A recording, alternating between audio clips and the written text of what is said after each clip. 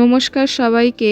আজকে নিয়ে চলে এসেছি একটি গ্রাম্য রান্না বলতে পারেন, পুরানো দিনের রান্না বলতে পারেন, যেটা এখনও সবাই আমরা ভালোবাসি। সেটা হচ্ছে বেগুন পোড়া। তো আমরা তো বেগুন পোড়াই বলে থাকি, বেগুন ভর্তা আরও অনেক কিছু হয়তো অনেকে বলেন।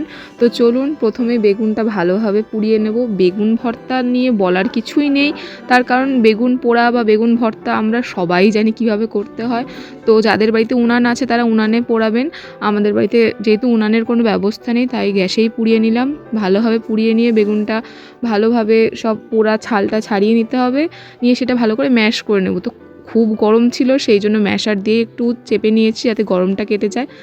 এবার দিয়ে দেব পেঁয়াজ কুচি, ধনেপাতা কুচি, পরিমাণ মতো সর্ষের তেল, তার সাথে দিয়ে দেবো লবণ ও কাঁচা লঙ্কা। তো অনেকে কি করেন এর সাথে একটু রসুনও দিয়ে দেন, রসুন পোড়া বা রসুন ভেজে দিয়ে দেন। তো আমরা আর দিইনি, আমাদের এভাবেই বেশ সুন্দর লেগেছে। আর শীতকালের এবার এটা প্রথম বেগুন পোড়া খেলাম। অনেকে রুটি দিয়ে খেয়ে থাকেন, অনেকে ভাত দিয়েও খান। আমরা মেনলি ভাত দিয়েই খেয়েছি, তো ভীষণ ভালো লেগেছে। আশা করি আপনাদেরও ভালো লাগছে দেখে। এখন শীতকাল মানেই তো একটা বেগুন পোড়া বাঙালিদের কাছে খুব প্রিয় একটি খাবার। থ্যাংক ইউ এভরিওয়ান ভিডিও দেখার জন্য। প্লিজ সাবস্ক্রাইব, লাইক ও শেয়ার করে পাশে থাকবেন।